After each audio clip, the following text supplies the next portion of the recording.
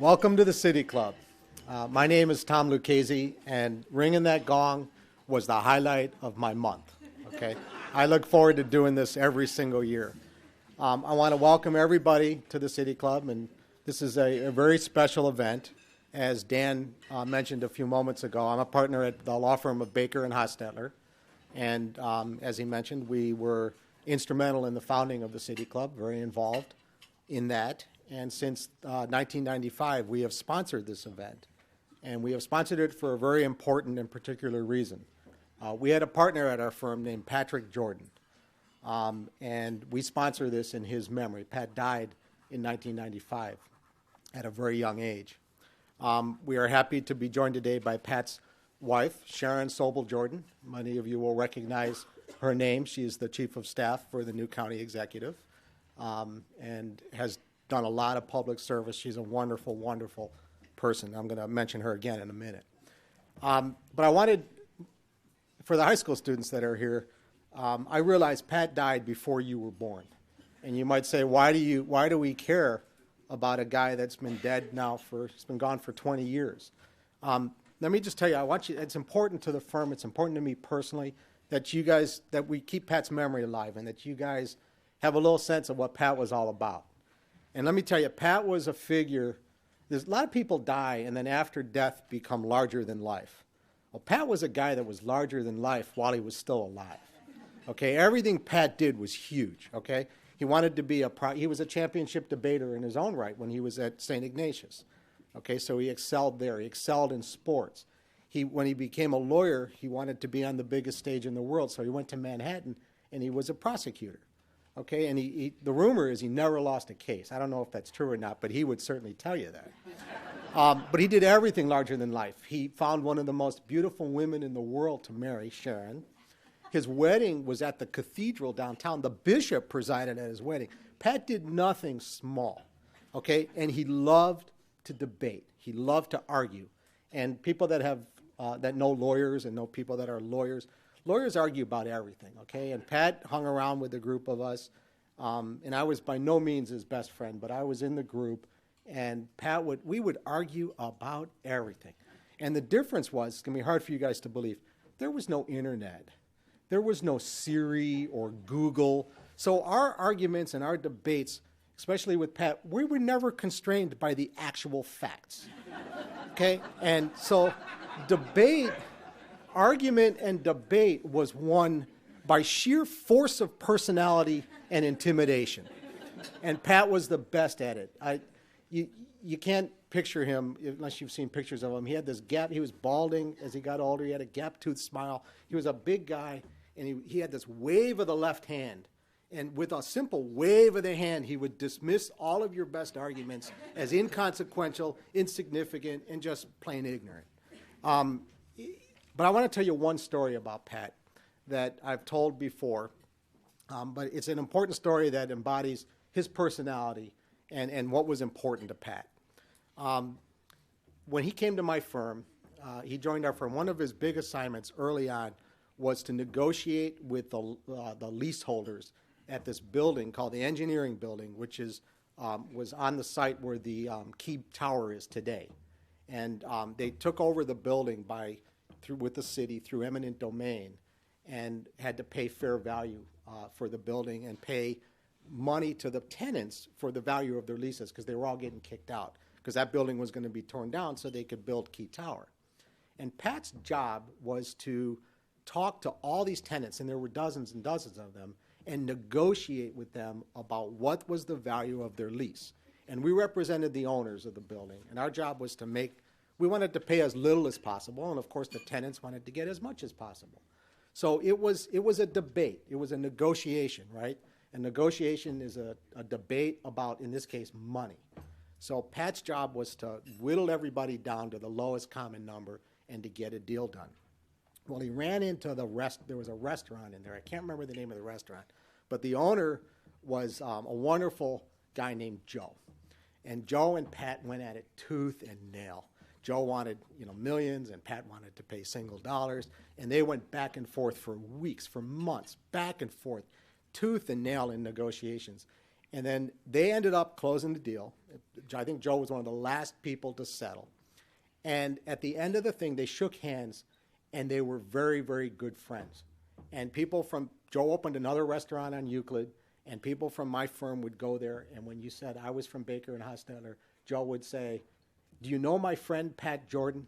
And so despite the animosity and the negotiations and all the realities of dealing when you have differences of opinion, they became friends. And Joe cherished Pat's friendship, and he liked everybody at Baker because he dealt with Pat even though they were adversaries. So I just tell that story about Pat because not only was he a good lawyer and a good father and a good husband and everything else, which is way more important than being a good lawyer or a good debater. He was a wonderful human being, and we miss him. We still miss him to this day. So it's been 20 years now, and he's a great guy. So we're really happy. Baker and Hostetler is really proud and really happy to sponsor this event. So good luck to both participants today. We're looking forward to a fascinating time. I'd now like to call up Aswin Bikani from my hometown of Westlake High School, and he's going to tell you about the rules, which I know the students all know, but the rest of us have no clue, and tell us about the topic for today's debate. Aswin?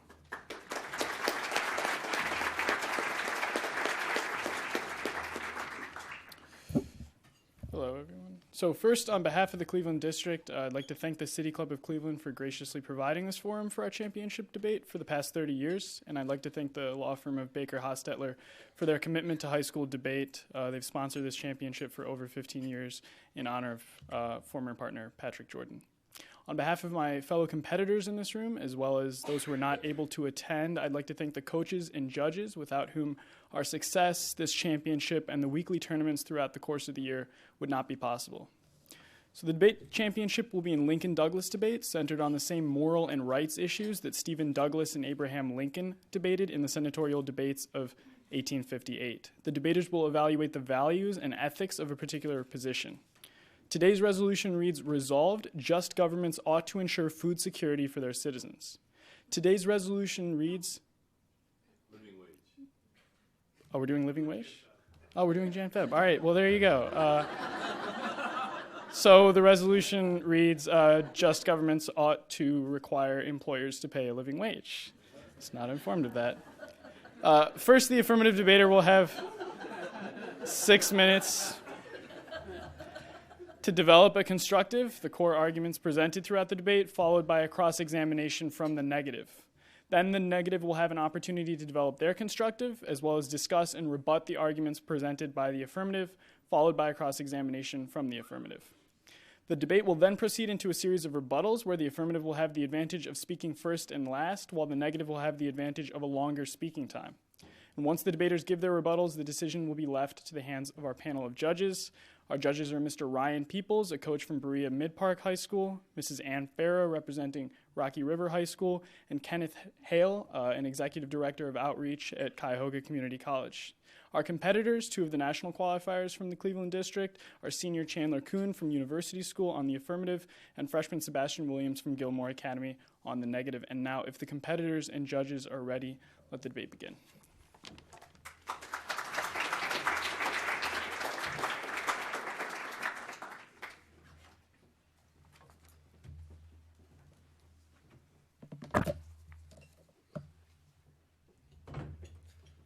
So before beginning, I'd like to thank quite a few people for quite a few things.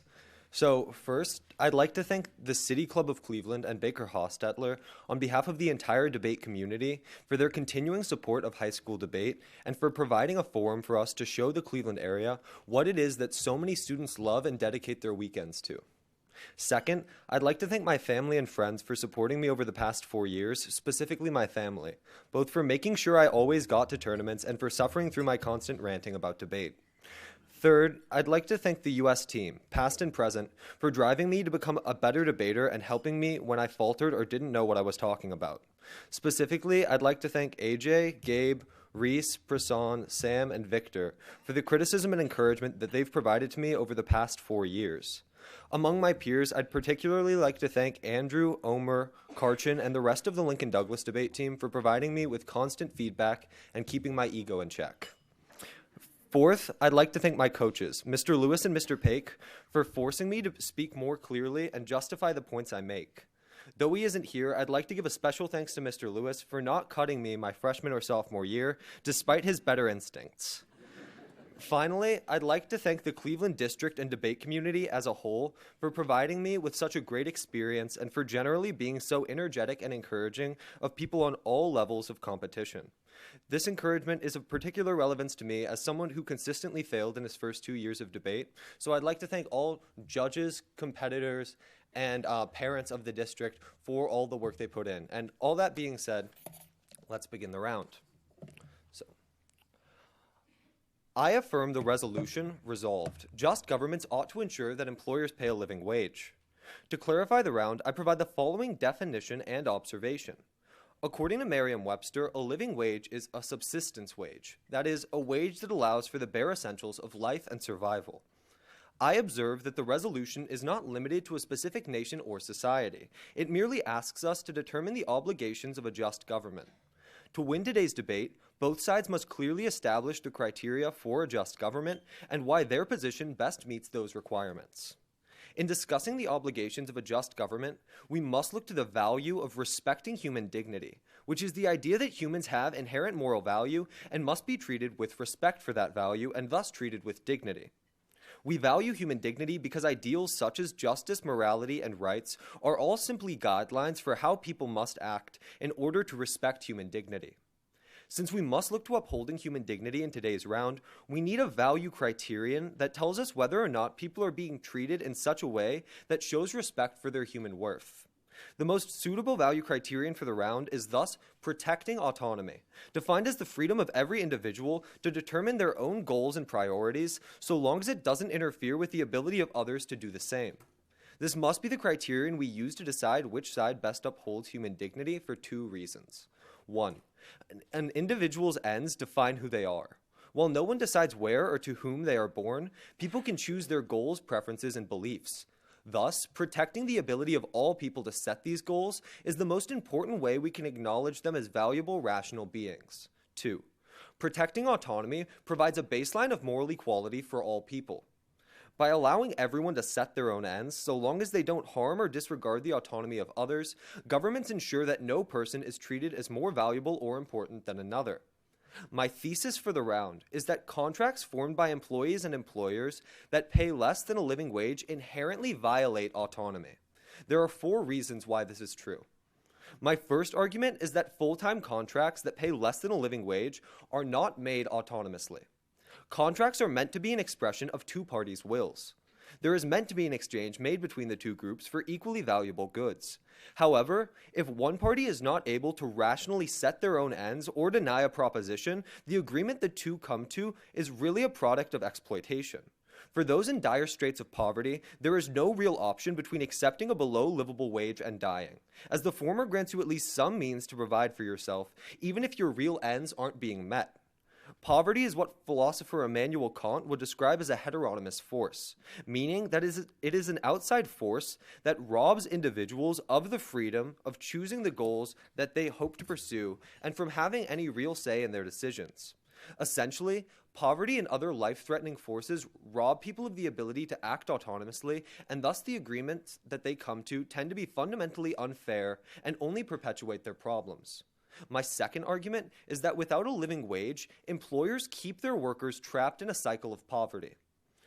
When in poverty, people often feel that having some source of income to provide for themselves and their family immediately is much more important than trying to negotiate for a better or fair wage.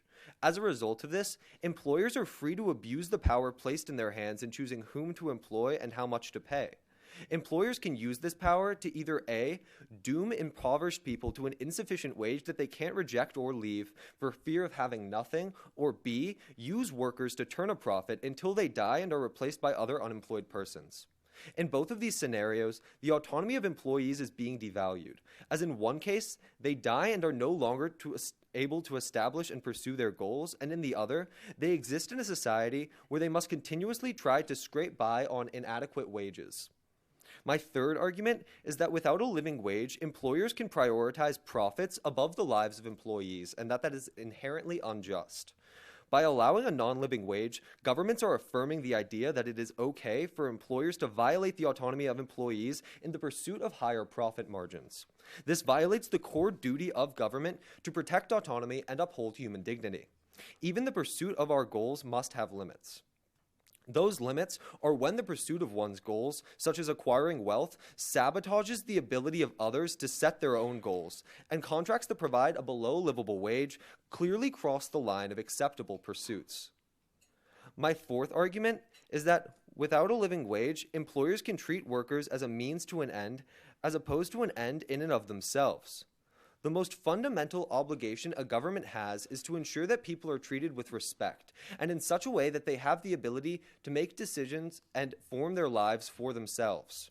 In paying employees without other reasonable options below a wage that will allow them to survive, and thus depriving them of autonomy, employers use these employees simply as a tool for acquiring wealth, as opposed to treating them as valuable and rational beings with end goals of their own. Because a living wage protects the autonomy of impoverished, and a wage that pays below a livable salary is inherently violating the autonomy of employees, we must affirm, and I now stand open for cross-examination.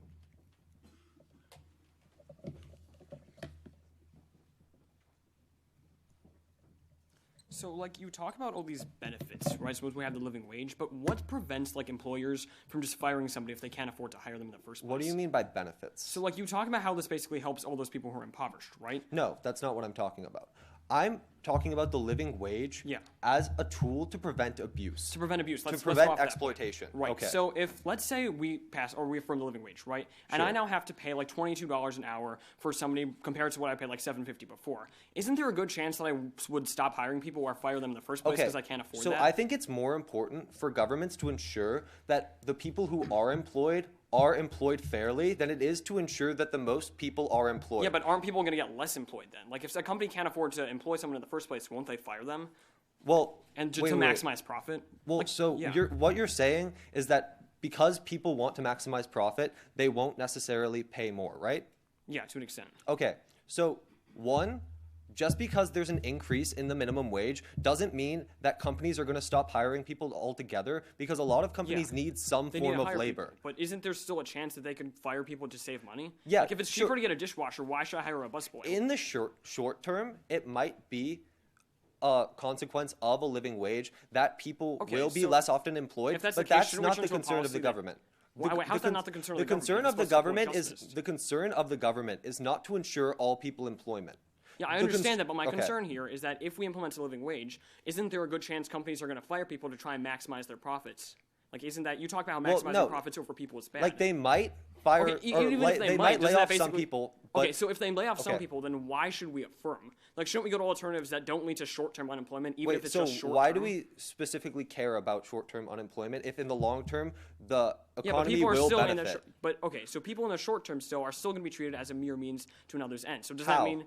But you just mentioned that these negative short-term. If we're not allowing the employers within a society to employ people at below a livable wage, we aren't going to have anyone being used as a means to an end. Okay, sounds good. But like, what if I want to get hired for some whatever reason to something that's like less than the living wage? Like, for example, what if I want extra benefits and I only can get that if I compete for a job at less than the living wage? Wait, what do you mean by extra benefits? Okay, well, do I have the right to basically say I don't want to have a living wage because there might be some advantageous reason for me to accept something less than that?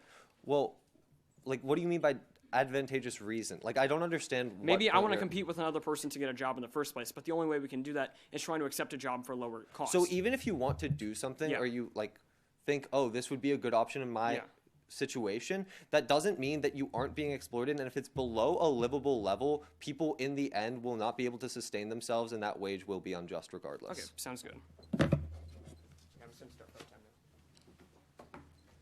Thank you very much for joining us. You're listening to the High School Debate Championship at the City Club of Cleveland. That was Sebastian Williams cross-examining Chandler Koon.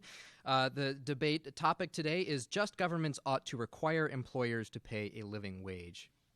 Good afternoon. I'm Nick Castell. I'm here with Shamina Merchant. She is a senior at Brecksville Broadview Heights High School. How are you? I'm good. How are you? And I wanted to ask you, first of all, a question that I imagine is on the minds of a lot of people who are not experts in debate. How do you win? So winning is composed of several components, and sometimes it does come down to a specific judge's preference, but the key points that judges often will base the round off of is who wins the key arguments, who is better able to persuade them, and who is better able to tie everything back into the key value of the round. So at the end of this, do you want the judges to agree with you? To some extent, yes.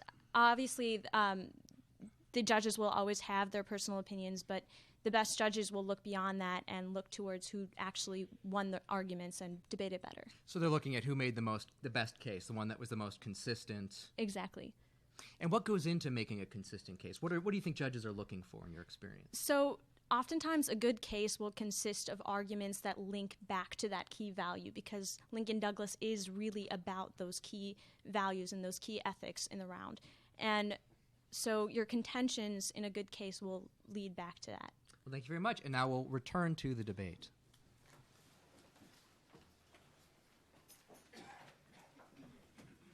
Good afternoon. So first, before I begin, I have a few thank yous like my opponent.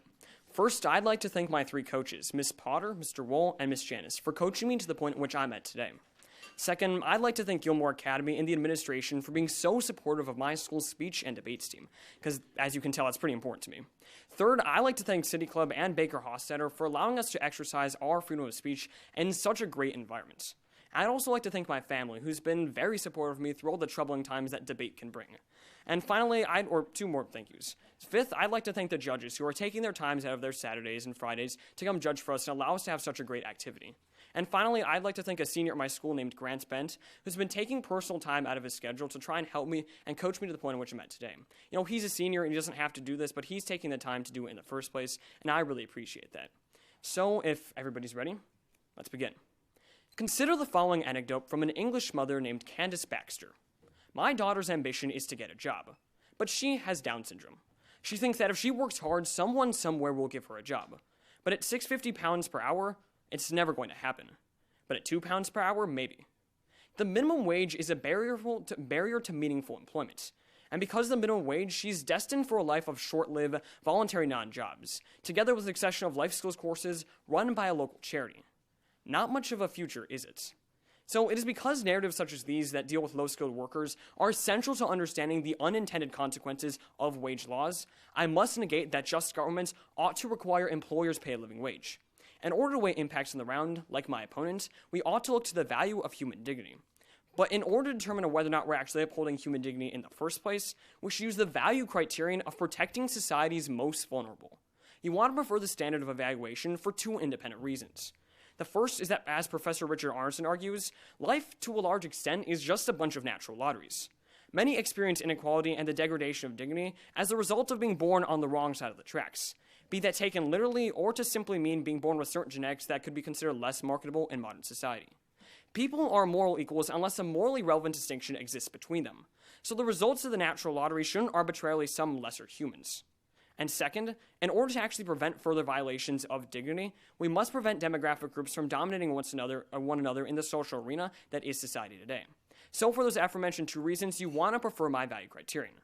My thesis and sole contention is that a living wage would disproportionately harm the society's most vulnerable. Matthew Lamb of Loyola University argues that setting a wage floor devalues some work by saying that it's not worth the opportunity.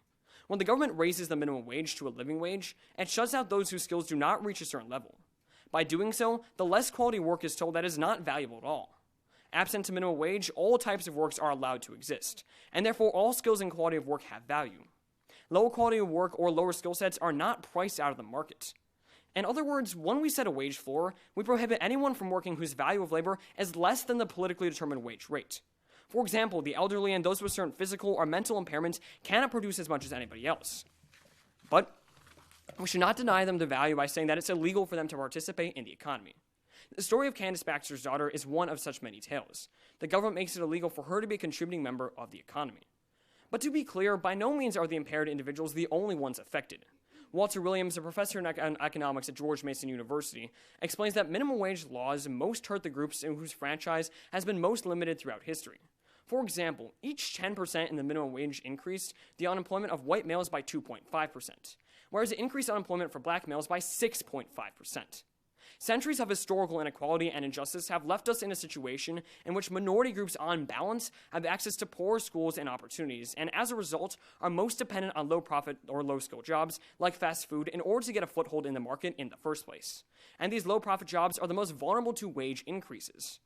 As Williams puts it, the best way to sabotage chances for upward mobility is to mandate an employer pay such a person a wage that exceeds his skill level. This means that many will remain in permanent underclass with crime, drugs, and prison as their future. So judges, while the affirmative is well-intended, you must negate because he doesn't take into account the discriminatory and unintended consequences of wage laws.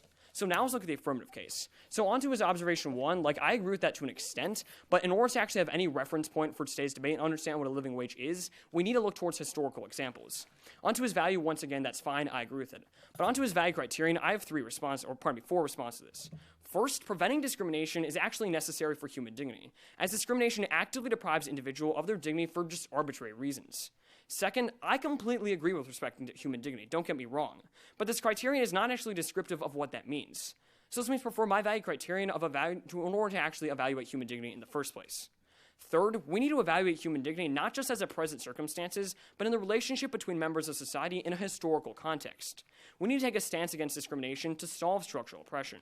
And 4, once again, I agree with this, but you need to prefer my value criterion because mine actually takes into account all the people in society that have been hurt by structural violence in the past.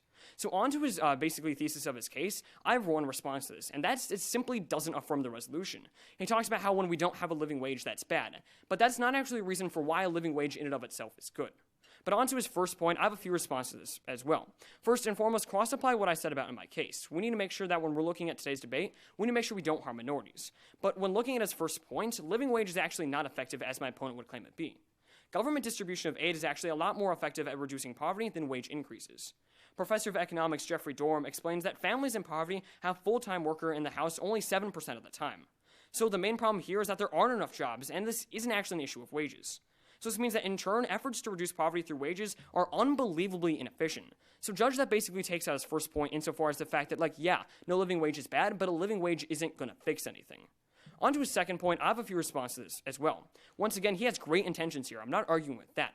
But the issue is that once we implement a living wage, we're going to see a massive spike in unemployment. See, MIT created a calculator to determine what a living wage will look like in the real world. In order to cover commonly accepted expenses for a single worker with 2 kids in Ohio, employers would have to pay over $22 an hour. And this would cause a massive rise in unemployment, specifically amongst low-skilled workers. So what I'm basically saying here is that if it's cheaper for a company to hire a dishwasher versus a busboy, they're going to fire the busboy once we have a living wage. So that means, it's good to help people, but unlike what my opponent is saying, once we implement a living wage, we're going to see companies actually turn to profit more than actually the people. And that's going to show that with a living wage, people are going to have their dignity and autonomy violated. On to his third point, he talks about how we shouldn't prioritize profits over people. That's not going to happen with a living wage. But once again, look at what I just said. Once we have a massive unemployment spike, companies are going to turn to methods in which they can actually save money, right? So they're going to fire people and try and get cheaper methods, like using dishwashers instead of busboys. So that once again shows if we implement a living wage, we're going to see more and more and more employers prioritize profits over people. And once again, that shows that a living wage isn't really going to help anything. And finally, on to his fourth and final point, he basically says not having a living wage treats people as a means to an end. But once again, evidence proves that they're going to fire people once they have a living wage, right? Because it's cheaper not to hire people in the first place. So what that basically means is that, cross-apply what I said earlier, but with the living wage, people are going to be treated even more as a means to an end because the companies are just going to turn to alternative methods that are cheaper than actually hiring people. And also, I agree, but the issue here is that all the intentions of my opponent's case are good, but they're simply not going to happen because we're going to see a massive spike in unemployment, and society's low-skilled workers are going to be hurt. So for these reasons, you must negate.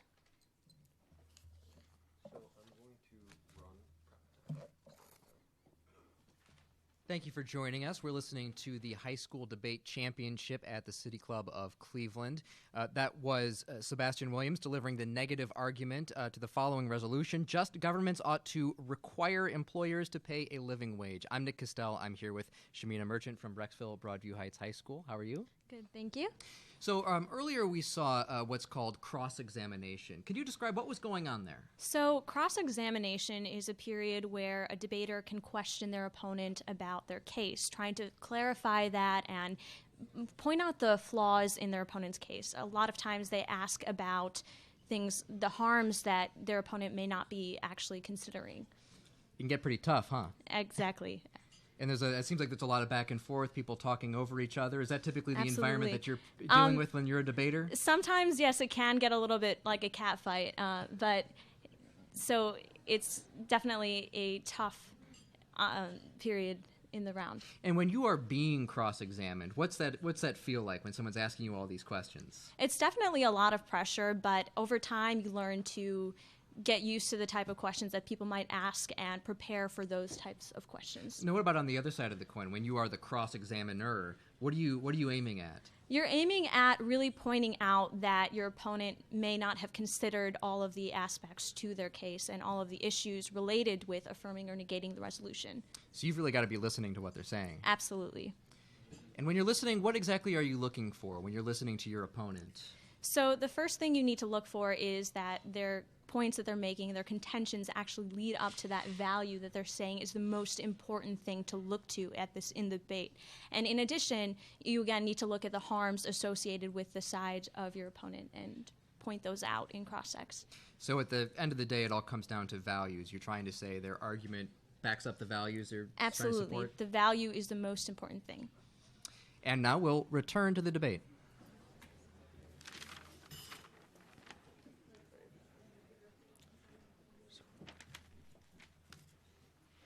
Everyone ready? All right, then let's begin. Okay, so your value criterion is protecting society's most vulnerable. Yeah. So how do we protect society's most vulnerable, and how do we know when we meet that criterion? Two things. One, by negating, we're essentially preventing companies from selling out the society's most vulnerable out of the market. And second, we know when we're meeting that value criterion when we don't affirm policies that are actually going to cause unemployment for society's low-skilled workers, right? Okay, but so why are we specifically looking to society's most vulnerable as opposed to everyone within society? Well, the whole point of today's debate is I'm trying to demonstrate that there's a fundamental reason wrong with the affirmative, right? So Okay. I agree with human dignity is important and all, but if we're faced in a situation, we need to prioritize society's most vulnerable because they're the ones, if we implement any policy, are going to be hurt the most. Okay, so what are we protecting people from? Okay, so my case is basically what we're trying to show here is that once we implement a living wage, it's going to be cheaper for companies, and empirics proves this, that they're going to fire individuals in order to maximize profits once we have a living so wage. are people due employment? People aren't doing employment, but when they're fired by a policy that causes society's least skilled workers who deserve nothing to be fired, that's going to cause situations in which we're not going to protect human dignity. So would you say it's better? You're talking about how we need to prevent companies from maximizing profits over people, right? Yeah. So I'm saying in the negative world, that's exactly what's going to, or in the affirmative world, that's exactly what's going to happen. So would you say child labor is just if people consent to it? What do you mean? I mean, So, would you say that just because, people consent to something, they automatically should be allowed to do it? I mean, if it's a mutually agreed contract in some circumstances, but not necessarily. But I'm not saying anything about child labor laws. I'm talking about how we need to make sure that we don't cause policies to hurt society's least vulnerable who are in their situation just because of structural issues. Okay, so you say we need to look to historic examples. Yeah. So has there been massive long-term unemployment as a result of minimum wage implementation? Yeah. Long term, once we implement a minimum wage, people don't recover, people don't get jobs again? I mean, two responses to that. First, I have empirics that prove that. And second, even if these issues are short term, the issue is that even once we have a living wage, these short term consequences are still going to give us enough of a reason to negate. Okay. Because we shouldn't affirm a policy that hurts some people temporarily. We should try and look to a policy that isn't going to hurt anybody ever. Okay, wait, so would you advise just allowing companies to take advantage of people then? No, what I'm saying is if we affirm that's going to happen. Wait, I don't need to defend the status quo, right? All I'm saying is in the affirmative, all the problems you mentioned are going to be exacerbated by a living wage. Okay, so how is the abuse of people and the use of people as a tool to acquire wealth going to occur in the affirmative? Okay, so once again, looking back what I said in my case, once companies are faced with this increased wage, it might be cheaper than, for example, to buy a dishwasher instead of a busboy, because the busboy now costs a lot more, and that's the increased living wage. So there's a very good chance that if they're trying to get capital in the first place, they're going to fire that busboy to get that dishwasher. But are right? people going to be using and abusing people in the affirmative They're going to be world? prioritizing profits over people. And empirics proves that when instances like this have occurred, society's most vulnerable are hurt because they're in these bad situations because of structural violence. Can all companies function without employees? No. Great, thank you. I'm going to take another 30. Thank you for joining us. We're listening to the High School Debate Championship at the City Club of Cleveland. I'm Nick Costell. I'm here with Shamina Merchant from Brecksville Broadview Heights High School. Let me ask you, these are big issues that people are talking about and very divisive too politically. Do you have to put your own personal feelings aside when you take up a debate topic? Absolutely. Debaters have to be able to debate both sides, the affirmative and the negative of each topic. And so you really need to step back and make sure that you take your opinions aside. Have you ever found a situation where you're arguing for something that you disagree with and you got to figure that out? Sometimes, but when you're doing the research to write these cases, you can avoid that. Oh, very interesting. Now we'll return to the debate. So I'm going to start by going down the affirmative side of the debate, and then I'm going to move to address my opponent's case. So, is everyone ready? Then let's begin. Okay, so we agree that the value for the round must be respecting human dignity, and so we must realize that the concept of human dignity has to do with the idea that all people have moral value and should be treated in such a way that respects it. And my opponent's not really meeting that. So his value criterion is protecting society's most vulnerable, but we have to realize that all people are of equal moral value, and so we need to look to a system of measuring whether or not all people are being treated as morally equal. I'm the only person who's really provided a standard for that thus far, because by allowing all people to set and pursue their own ends, we're allowing for all people to be treated as equally, whereas he just says we aren't allowed to violate anyone's rights or anyone's dignity at any point, but we have to set certain limits on what people can do in order to protect other people. And that's why we're preferring protecting autonomy in today's round. And so he says that we need to take a stand against discrimination, but we have to realize that the negative's not really doing anything to solve for discrimination, because people are going to be discriminated against in the negative world, regardless of what he says about the affirmative. So in response to my thesis and essentially all of my arguments, my opponent says me saying that something is bad isn't affirming. But we have to realize that I'm not just saying it's bad. I'm saying it's disrespectful to people's human dignity to not allow them to be in a position from which they can make their own decisions rationally. It's not respectful to human dignity to allow employers to take advantage of the impoverished simply because of the situations they're in. So he talks about people who don't necessarily have the skills to get a high-paying job normally, but we have to realize those people are essentially just being used as cheap labor by employers in order to achieve a profit, and that he's not really promoting a system that respects all people as morally valuable. Next, he says that it's not as effective at reducing poverty as the negative is. But what we have to realize is that implementing a living wage isn't about reducing poverty or solving for unemployment. It's about making sure all people are treated fairly, making sure no one is being violated or abused by other people. So he talks about how employment of some sort is more important than having a fair employment. But if we look to countries like Angola, because he says we have to look to real historical examples, you can see that 67% of adults in Angola are employed for less than $1 a day. And 30% of children in Angola die before reaching the age of 5 because of malnutrition, because their parents can't afford to provide for them. And so just employment of some sort doesn't mean that people are going to have a quality of life or that people are going to be able to survive or set any reasonable ends for themselves. Next, he says that companies turn to profit over people, in response to my third argument. But we have to realize that this policy prevents that. This policy prevents companies from using people as a stepping stone to financial success and makes them respect them as rational and morally valuable individuals. It ensures that everyone can remain rational and survive. Next, he says, in response to my fourth argument, that companies will fire people. But once again, it's more important that people are treated fairly when they are employed than for all people to be employed in an unjust way that allows them to be used. Moving to my opponent's case, he says it disproportionately harms the vulnerable. But what we have to realize is that unemployment and providing employment is not the concern of the government. The concern of the government is making sure that no one is allowed to abuse anyone else within a society. And because a living wage clearly sets a standard by which people can't violate others, can't simply use others as a means to achieve profit, we realize we're going to have to affirm today.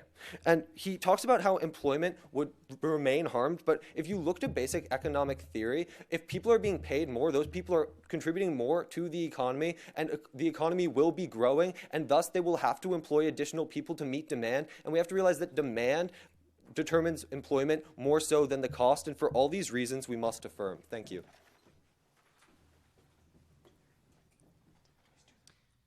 Thank you for joining us today. We are listening to the High School Debate Championship at the City Club of Cleveland. That was Chandler Koon delivering the affirmative argument on the following resolution: just governments ought to require employers to pay a living wage.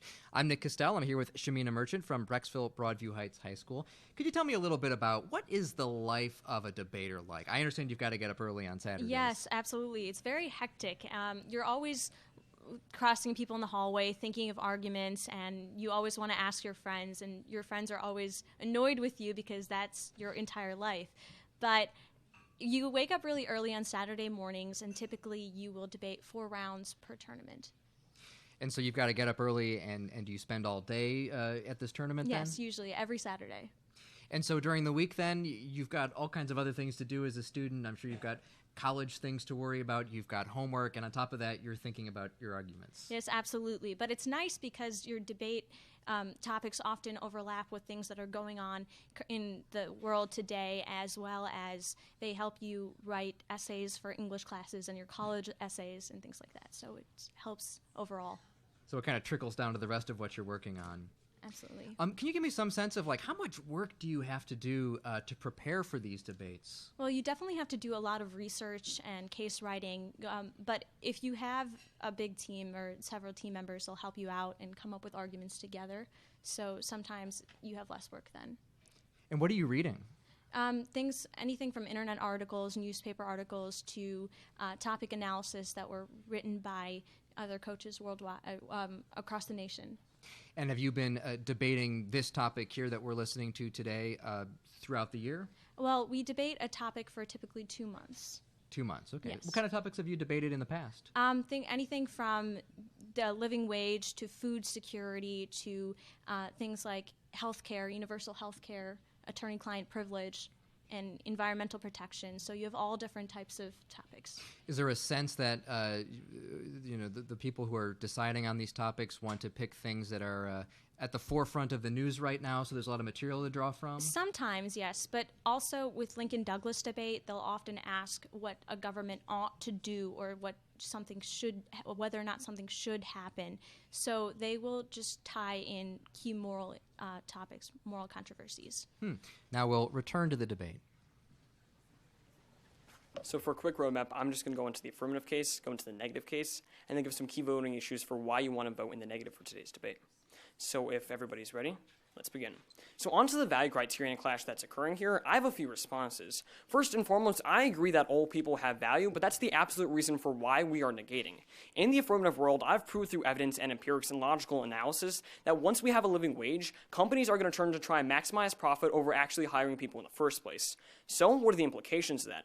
Well, the implications of that is that companies are going to fire people basically just based off of their skill level, right? So if I'm a low-skilled worker, companies aren't going to hire me, right? And the reason I'm a low-skilled worker is for many reasons, whether it be because I'm oppressed in the past or for whatever reason. So what that basically means is that people aren't going to have human dignity or autonomy in the first place because they're going to be treated as a mere means for others' ends, and they're going to be treated as just a tool to maximize profit and not actually as a person. So once he talks about how old people have value, I'm not saying that we shouldn't help others. I'm basically saying that if in a situation, we need to prioritize society's worst off, right? I'm not denying the human dignity or autonomy of other people, but all I'm saying, we need to prioritize the worst off, right? He also ignores all the arguments I make on his value criterion, like the fact that it's basically impossible to implement, and also ignores the fact that when we're looking at today's debate, we need to make sure that we actually focus on the least well off, right? And I bring up that evidence I brought in my last speech, the Arneson card, which basically says life to a large extent is just a bunch of natural lotteries, okay? So that basically means that people are born into bad situations through no fault of their own, and they just get luck of the draw, right? So that shouldn't affect whether or not they get employed, okay? But that's the issue with the living wage, is that whether or not you are born on the wrong side of the tracks does affect whether or not you will be hired or whether or not you have equal opportunity to other individuals. So once again, that demonstrates that his value criterion is just insufficient to actually protect the people in society who are just unluckily born on the wrong side of the tracks. And finally, he talks about how I'm not solving for discrimination. But the issue is, in the negative world, I don't need to provide some sort of counterplan or alternative.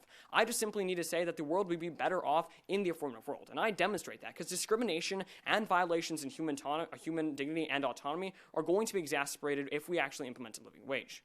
So onto his thesis once again, go back to the issue I talked about earlier, but he basically basically says without a living wage, the world is bad. And I agree with that. But the issue is a living wage isn't, or I don't agree with that. But the issue is a living wage isn't the best way to solve that. Now, I mentioned in attacks on his first point that a living wage isn't actually effective at reducing these issues, right? We need to turn to things like welfare and things like that actually target people and get them out of poverty in the first place. Because once again, a living wage isn't specific enough and really doesn't have the capacity to actually help people in the first place because A, it leads to unemployment, and B, it's not a target in nature. So once again, all I'm saying is that, yeah, the status quo is bad, but the living wage isn't good enough to do that. On to his first contention, he basically says a living wage is about getting people or preventing people from being abused, right? And once again, I agree with that, but if I'm fired simply because I'm a low-skilled worker, which is what will occur with the living wage, that's simple abuse. I'm not talking about how the government needs to provide massive amounts of employment. All I'm saying is if I'm in a bad situation for whatever reason and I'm not hired or I'm fired, I'm being abused there, right? On to his second point, it basically brings up this Mongolia evidence, saying that like just employment isn't enough, right? We need to focus on preventing people from being abused. But that again goes back to the point I mentioned earlier, how if people are fired just because of their race or just because of the situation they're born into, which oftentimes deals with their race, they are being abused. So once again, yeah, sure, just employment isn't enough, but once people are being fired just because of the circumstance they're being born into, that's an issue. On to his third point, he basically says his policy prevents people from prevents people from being basically maximize profit over people, right? It prevents people from being traded for profit. But once again, it doesn't actually do that because companies are going to fire people like busboys to get cheaper things like dishwashers, right? It's going to be cheaper to get a dishwasher than it is going to be a busboy. And companies are going to fire those busboys because they now have to pay for the busboy, which is like $15 per hour, right? So once again, that just shows that people are going to maximize profits over people. Finally, onto his fourth point, he makes this point that it's more important for good employment than just employment in general. But no, that's not the issue with today's debate. Once people are employed and once people are fired simply due to their race or the situation they're born into, that is a form of abuse, okay? So no matter what my opponent tells you, people are going to be abused because people are going to be basically disemployed or fired for that matter because of the fact of just the bad situation they're born into. If I'm a low-skilled worker for whatever reason, I'm going to be fired once we implement a living wage because the company's not going to want to hire me, right? I'm being priced out of the market for whatever reason, and that just shows that abuse will occur. So now let's look at his attacks in my case. First and foremost, he doesn't actually attack the core reasons for why I want to prefer my value criterion, and that's the issue of it shouldn't matter whether or not you're born on the wrong side of the tracks. For example, if I'm just born in a bad neighborhood and in a bad life, that shouldn't affect my equal opportunity for other individuals. But my opponent never actually addresses that point, and that's a key point for why we want to make sure we protect society's least well-off and protect those people who were born on the wrong side of the tracks and prevent them from being abused in the future. Finally, in response to my first point, he basically says unemployment isn't like the job of a government, right? And maximizing employment isn't a governmental obligation. But once again, that's not what I'm saying. My entire thesis is that once we implement a living wage, companies are going to fire people just because they can, just because it's cheaper to do that. They're doing that for discriminatory reasons and don't actually have a warrant for that. They're just arbitrarily firing people because they're a low-skilled worker. And that shows that, yeah, sure, it isn't the government's obligation to maximize employment, but people are going to be fired just because they're a low-skilled worker. And finally, he brings up this economic theory point, but once again, I have a study from the Cato Institute spanning 70 years that explains that simply isn't the case. And second, companies will try and do whatever maximizes profits. So his economic theory at heart is pretty flawed. So now let's go over some key voting issues for why you want to negate in today's debate. The first is the employment debate. Judge, I've demonstrated throughout today's round that even if I'm a low-skilled worker for whatever reason and I'm fired, even though we're not purely talking about employment, that's still a form of abuse, right? He talks about maximizing human dignity and maximizing autonomy, and I agree with both of those things. But once we basically coerce companies to fire people to maximize profits, that's when the real abuse is going to occur. So don't buy any of the arguments he makes about how we need to get people employed and we need to maximize their profits, right? Because that simply isn't going to happen because companies are going to fire them because they're low-skilled workers. And the second issue of why you want to negate is the value criterion clash. I'm not saying we shouldn't protect everyone's human dignity, but I'm saying in an equal standpoint, we need to focus on the most vulnerable in society because they're the ones who are least well off, right? So any disproportional policy that's going to be implemented is going to disproportionately hurt them the most. So judges, for these reasons and those aforementioned, because the fact he's not upholding human dignity, no matter what he tells you, you must negate. Thank you.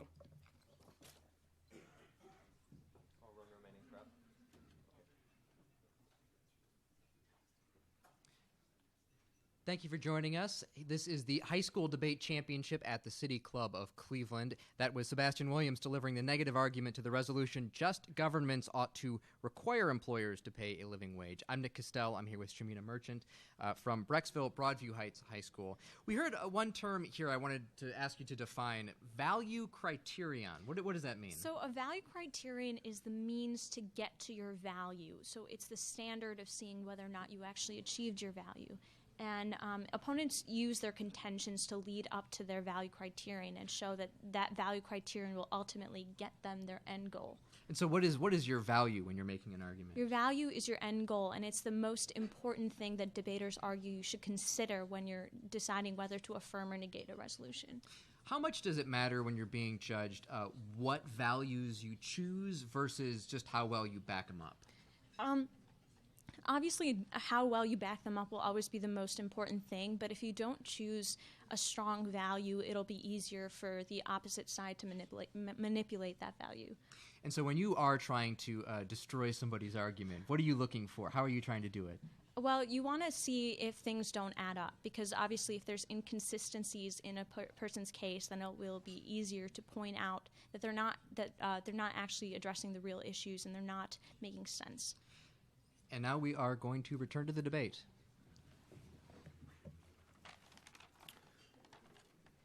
All right, so everyone, just brief roadmap. I'm just going to go over the key issues for the round. So I'll begin. Okay, so we're talking about respecting human dignity, and that implies the dignity of all people. And so while he says we must respect and protect those who are most vulnerable within society, I agree with that, but we have to realize that we're looking to protect people from abuse specifically, and we also should look to protect everyone, not just those at the bottom of society. So, a living wage prevents inherently abusive and exploitive contracts and agreements, and thus upholds the framework that we've both come to agree to. This is to make sure that one group does not harm another. We aren't looking to a government that must provide employment to all people, because people aren't due my property. People enter into contracts via agreements, and so it's not abuse to end a contract if that contract is disadvantageous to me. He says that people getting fired is abuse, but being let go from a job has nothing to do with respecting human dignity. It has to do with rationality and financial goals. So not all companies will be exploiting people intentionally, but there will always be some companies, and for that reason, we must institute a living wage to prevent people from being used as stepping stones to financial success. And the government has an obligation to respect and protect the autonomy of all people, and thus make sure that those who are working in fair conditions. Just as child labor can be consented to and isn't just, the same can apply to the exploitation of those in extreme poverty. So employment, once again, is not the concern of the government, but any temporary cost of unemployment will be rectified by the spending and demand of a market. So if more people are being paid more, then that money is going to go back into the economy, fund businesses, and increase demand for those businesses, so those businesses will have no option but to hire more people to meet that demand. Companies will hire more based on the amount of demand than they will solely on the cost to get labor. My opponent lets people be used and stay in the cycle of poverty. And he says that the status quo is bad, but a living wage is not good enough. But we have to realize that instituting a living wage is better than allowing a system of randomness, a system of natural inequality to determine pay. And he talks about how people will be fired because of the natural lottery, but we have to realize that employers are not obligated to hire people in the first place, and they hire those who are effective, and this is discrimination that occurs in the negative world as well. He's not solving for the discrimination he repeatedly brings up. The negative position offers a world where people are free to exploit and be exploited in the name of acquiring wealth. In order for a government to be truly just, it must put some restrictions on the ability of people to enter into deals. To prevent the exploitation of those who are in serious straits of need, we must affirm to have a world in which people are treated as people, as opposed to tools without regard for their well-being. Because government is not obligated to provide employment, but rather to ensure respect and fair treatment for all, we must affirm. Thank you.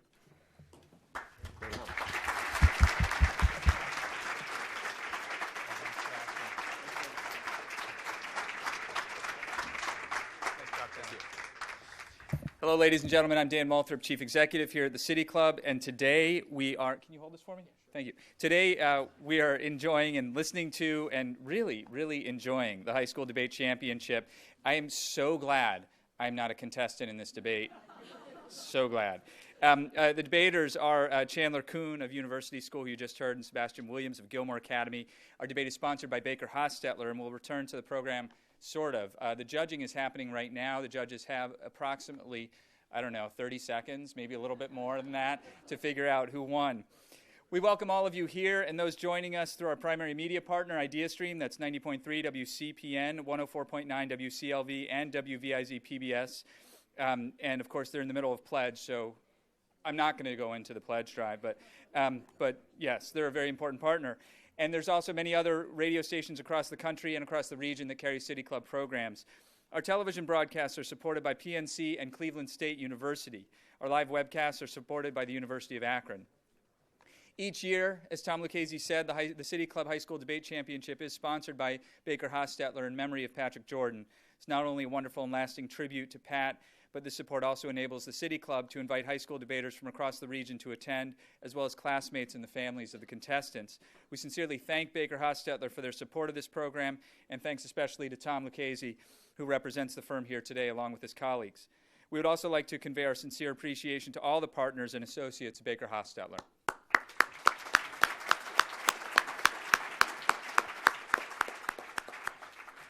With us today are students from 14 area high schools, including Brecksville Broadview Heights High School, Charles F. Brush High School, Chardon High School, Gilmour Academy, Hawkins School, Laurel School, Magnificat High School, Maple Heights High School, Menor High School, Richmond Heights Secondary School, Rocky River High School, University School, Vermilion High, and Westlake High. Will the students who outnumber the adults please stand to be recognized?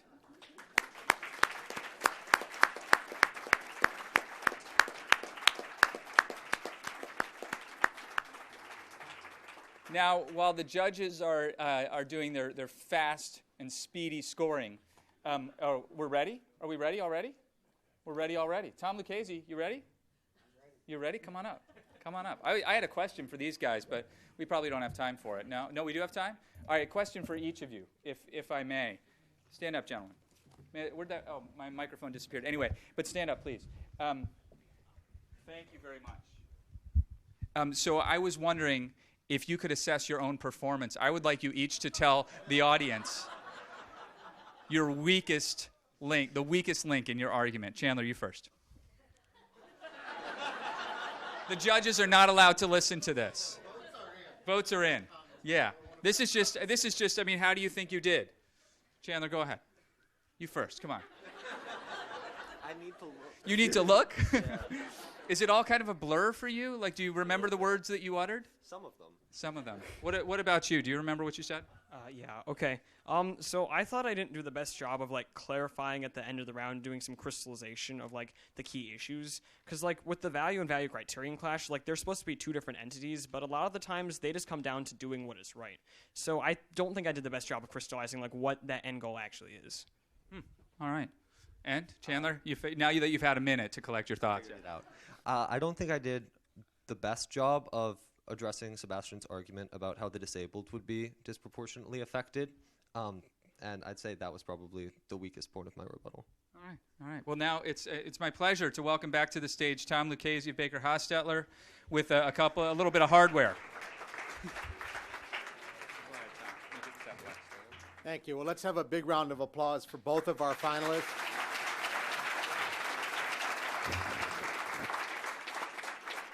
I would not want to oppose either one of these guys in court, let me tell you.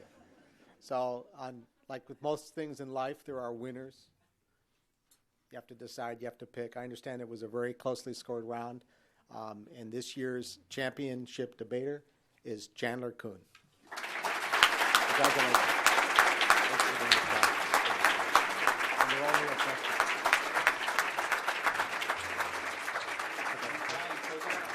Okay, well, hope you enjoyed your time at the City Club. You've just heard the 2015 high school championship debate. This session of the City Club is now over, and I get to do my favorite thing again, ring the gong.